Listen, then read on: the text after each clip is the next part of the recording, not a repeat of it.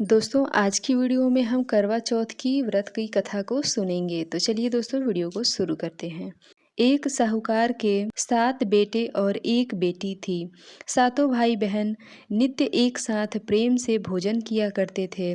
बहन का विवाह होने के बाद भाई भोजन करते समय बहन को याद करते और बेमन से भोजन करते थे।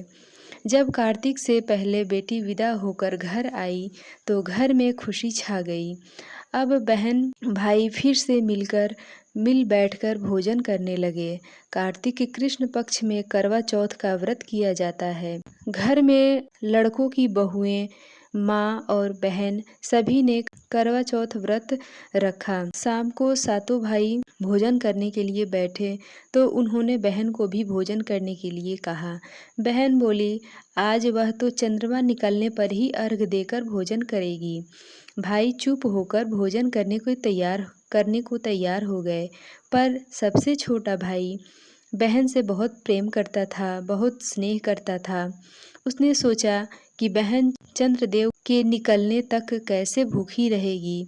उसने बड़े भाइयों से सलाह करके पेड़ के सहारे सीढ़ी लगाई और चलनी के पीछे दीपक रखकर उसने प्रकाश को चंद्रमा बता दिया और अपनी बहन को अर्घ देने के लिए कहा। भाइयों ने इस तरह बहन से अर्घ दिलाकर भोजन करने को कहा।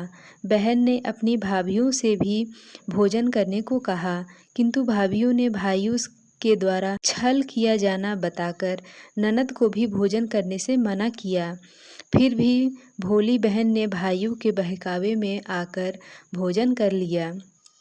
बहन जब भोजन करने बैठी तब पहले निवाले में ही बाल निकल गया। दूसरे निवाले मुंह तक पहुँचते तब तक कुत्ते ने कान फड़फड़ा दिए। इस तरह अपशकुनों के बाद बहन ने भाइयों के साथ कुछ भोजन कर ही लिया, लेकिन तभी उसकी ससुराल से उसके पति की तबीयत खराब होने की खबर आई। वह अपने छोटे भाई को लेकर जब ससुराल पहुंची तब तक पति की मृत्यु हो चुकी थी।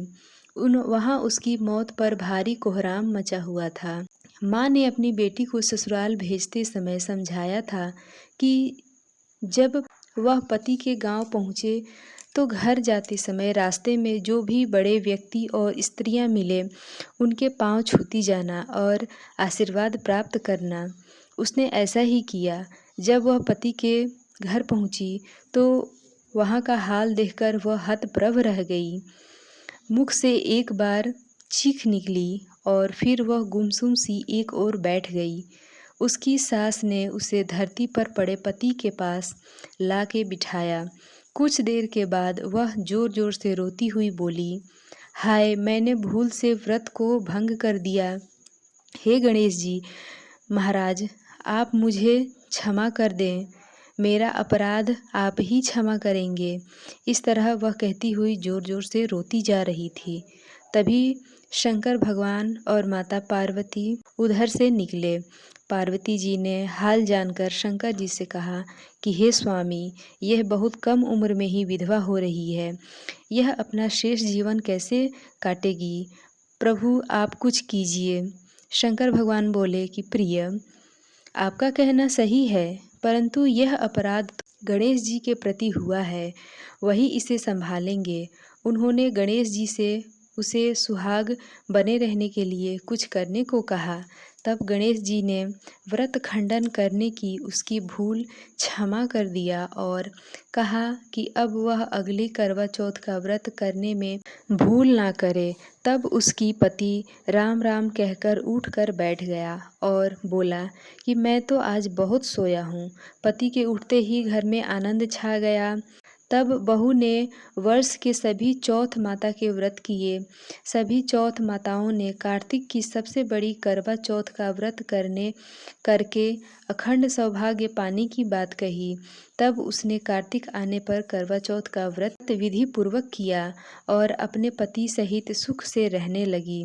अब वह प्रतिवर्ष अपना करवा चौथ का व्रत हंसी खुशी किया करती थी। हे करवा माता, आपने जिस तरह साहूकार की बेटी को व्रत करने पर उसकी पति की दीर्घ आयु प्रदान कर उसे सौभाग्य दिया, उसी तरह प्रसन्न होकर सभी व्रत करने वाली तथा कथा को पढ़ने सुनने वाली देवियों को भी उत्तम और अखंड सौभाग्य प्राप्त करें। प्रेम से बोलिए करवा माता की जय।